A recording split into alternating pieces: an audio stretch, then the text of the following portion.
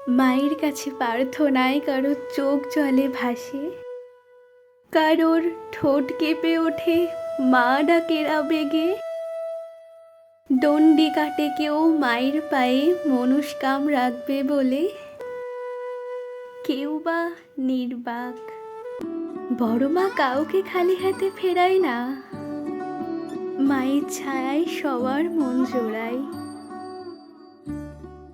নমস্কার সবাইকে, তোমাদের সকলকে আমার চ্যানেলে আরো একবার স্বাগত। আশা করি তোমরা সকলেই ভীষণ ভালো আছো আর সুস্থ আছো। তোমরা সকলেই বুঝতে পারছো আজকের ব্লগটা একটু অন্যরকমই হতে চলেছে। যাচ্ছি আমার সব থেকে প্রিয় একটা জায়গায়। আই থিঙ্ক তোমরা এতক্ষণে সেটা বুঝতে পেরেই গেছো কোন জায়গায়। 12টা স্টেশন অতিক্রম করে আমরা অ্যাট লাস্ট পৌঁছে যাই আমাদের ডেস্টিনেশন নৈহাটিতে। বেশ ভালো লাগে জানো তো, মায়ের কৃপায় মায়ের কত সন্তানেরা সৎ পথে নিজেদের জীবিকা নির্বাহন করছে। পুরোটাই মায়ের কৃপা। স্টেশন থেকে মাত্র 5 মিনিটের হাঁটা পথ, দেন চলে এসে একদম মন্দিরের সামনে। আর প্রত্যেক বাড়ি তো আমরা আসলে একদম সকালে ট্রেনটাতে আসি, পৌঁছে দেখি প্রায় 50-60 জনের লাইন হয়ে গেছে ততক্ষণে। আর আমি প্রত্যেক বাড়ি এসে দেখি যে কেউ না কেউ ডন্ডি কাটে, একজন দুজন না অনেকজন দেখি, সে মধ্যবয়স্ক থেকে শুরু করে একদম অল্প বয়স্ক পর্যন্ত। আর এখন যা রোদের তাপ, সময়টা তখন ছিল 7:30, কিন্তু রোদের তাপ দেখে মনে হচ্ছিল যে দুপুর 12টা বেজে গেছে। এই রোদের মধ্যে না দাঁড়িয়ে থাকতে আমার ভীষণ প্রবলেম হচ্ছিল, সেই কারণে মাই দাঁড়িয়েছিল ছাতা নিয়ে, আমি তো একটা ঘরের মধ্যে এসে দাঁড়িয়েছি। এখনই দেখি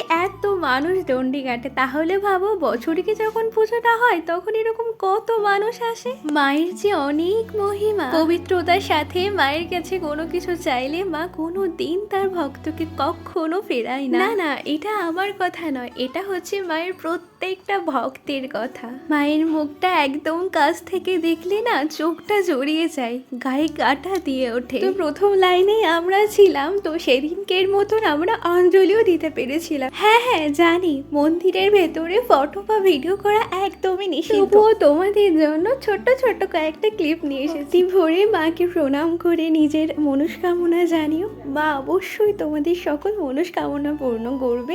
আর সেদিনকে জানো তো, মায়ের আশীর্বাদে প্রসাদও পেয়েছিলাম আমরা। মায়ের পুজো হয়ে যাওয়ার পর মনটা ভীষণ শান্ত লাগছিল। পুজো দেওয়া কমপ্লিট করেই চলে এসে আমরা স্টেশনে। আর স্টেশনে আসতেই তো ট্রেনও পেয়ে গেছিলাম। আর ট্রেনে মোটামুটি ভালোই ভিড় ছিল, আর আমি সিট পেয়েছিলাম দুজনের মধ্যেখানে। বসে তো আমি একেবারে চ্যাপটা হয়ে যাচ্ছিলাম। কল্যাণী আসতেই ট্রেনটা একটু ফাঁকা হয়, আর আমি সিট পাই একদম জানলার ধারে, সাথে আমার মায়ের পাশে। পরে রানাঘাটে নেমেছিলাম, আর ভীষণই খিদে পেয়ে গেছিল, তাই ডিম টোস্টটা খেয়ে আপাতত পেটটা ভরিয়েছিলাম। দেন চলে এসে আমাদের ট্রেনে উঠে যদি আমি দেখি যে জানলার সামনে সিটটা ফাঁকা আছে, তো সেখানে তো আমি আর কাউকে বসতে দিই না, তারপরে টুকটুকি করে বাইরে। তো আজকের ব্লগটা এখানেই এন্ড করছি, দেখা হচ্ছে অন্য কোনো ব্লগই। ততক্ষণ সবাই ভালো থাকবে, সুস্থ থাকবে, টাটা।